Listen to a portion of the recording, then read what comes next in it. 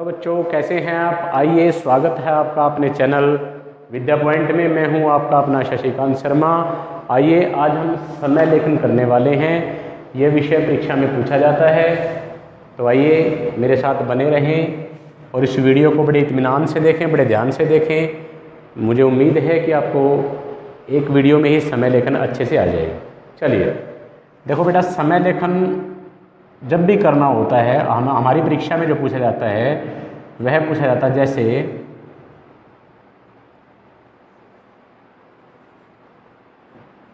2 हो गया, 215 हो गया, 230 हो गया और 245 हो गया। ये आपके इससे बाहर नहीं पूछा जाता, ठीक है।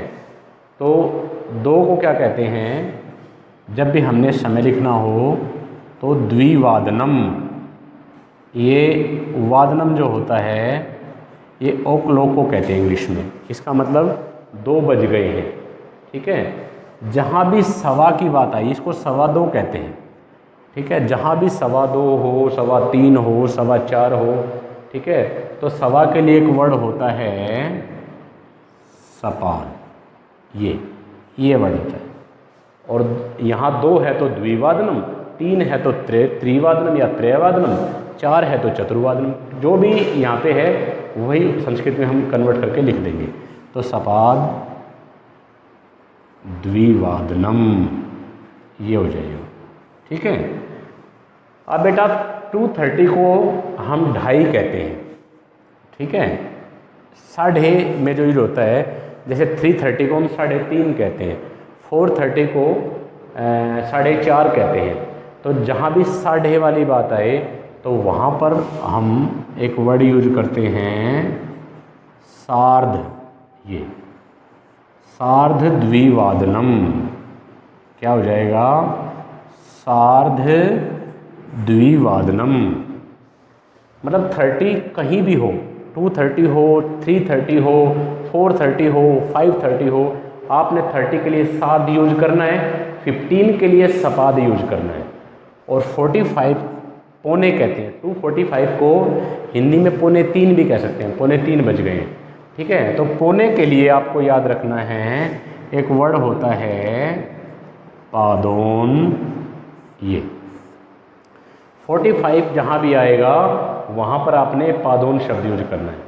और जहाँ पर 30 आएगा वहाँ पर सार्ध यूज करना है, जहाँ पर 15 आएगा वहाँ पर सपाद यूज करना है। इस चीज़ को आपको अच्छे से अपने दिमाग में रखना है, ठीक है।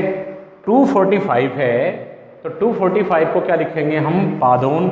एक चीज़ और रखनी है, 45 वाले में ही आपको याद रखना है, जो भी 45 वाला होगा टाइम होगा उसमें अपने से नेक्स्ट वाले की संस्कृत कन्वर्ट करके लिखनी है।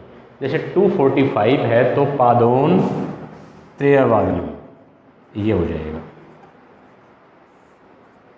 पादोन त्रयवादनम। 2 लिखने में तो 2:45 है जब हम संख्या में लिखेंगे, लेकिन जब हम इसको संस्कृत में कन्वर्ट करके लिखेंगे तो 45 वाले में आपको याद रखना है कि अपने से नेक्स्ट लिखना है। पादोन तो हमने लिख दिया, यहाँ 2 है लेकिन यहाँ हमने त्रय लिखा, पादोन त्रयवादनम ये हो जाएगा, ठीक है। ये इस प्रकार से संस्कृत में पूछा जाता है। मान लीजिए 5 बजे हैं तो क्या हो जाएगा, पंचवादनम ये हो जाएगा, ठीक है। और मान लीजिए 5:15 है तो 5:15 है तो वही सपाद आता है 15 के लिए, सपाद पंचवादनम ये हो जाएगा। और मान लीजिए 5:30 है, 5:30 है तो 1:30 के लिए सार्ध शब्द यूज होता है, प्रयोग में लाया जाता है। तो क्या हो जाएगा, सार्ध पंचवादनम ये हो जाएगा, ठीक है बेटा। अब याद रखने वाली बात आ गई, जहाँ पर 5:45 है, मैंने आपको बताया जो भी 45 वाला होगा उसको जब संस्कृत में हम लिखेंगे तो अगली संख्या लिखेंगे। 5:45 है तो क्या बनेगा, इसको 5:45 कहते हैं बोलने में, तो पादोन षट्वादनम या षड्वादनम भी हो सकता है, पादोन षट्वादनम ऐसे हो जाता है। ये इसका तरीका है। अब देखो 2 हो, 3 हो, 4 हो, 5 हो, कुछ भी हो, 1 से 12 तक कोई भी हो, आपने 1 से 12 तक की संख्या आपको पता होनी चाहिए। 1 2 3 4 5 6 7 8 9 10 11 12, ये आपको करना है। ठीक है, अब ये तो था सामान्य रूप से आपने टाइम बता दिया, परंतु पेपर में जो पूछा जाता है वो सेंटेंस फॉर्म में, वाक्य में पूछा जाता है। तो वहाँ आप कैसे करेंगे, जैसे अहम डैश आगमिष्यामि, आगमिष्यामि, ये हमारा वाक्य है। ठीक है, और यहाँ पर 5:15 है, मैं 5:15 बजे आऊँगा, ऐसा मान लीजिए पूछा गया है। तो क्या हो जाएगा, 5:15 को क्या कहते हैं, 15 के लिए सपाद आएगा, तो सपाद पंचवादनम होता है। लेकिन जब भी हम टाइम को किसी सेंटेंस में, किसी वाक्य में जब प्रयोग करेंगे तो वहाँ वादनम न आकर के वादने आएगा। क्या आएगा, अहम सपाद पंचवादने। वादने क्यों आएगा, क्योंकि इसकी हिंदी जब बनाएंगे तो मैं 5:15 बजने पर आऊँगा, यानी 5:15 बजे आऊँगा। तो बजने पर है तो सप्तमी होता है, में पर सप्तमी होता है। ठीक है, ये है। और यदि आपको पहले से ही वादने यहाँ पर दे रखा हो, मान लीजिए ये हो कि बालकः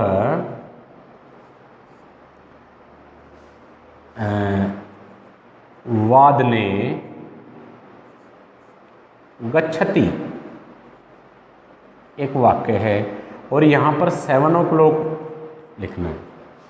ठीक है, तो यहाँ पर वादने पहले से ही दे रखा है, तो आप 2 बार वादने नहीं लिखेंगे, फिर आपको वादने लिखने की जरूरत नहीं है, फिर आप इसमें लिख देंगे सप्त। बालकः सप्त वादने गच्छति, बालक 7 बजने पर जाता है या बालक 7 बजे जाता है।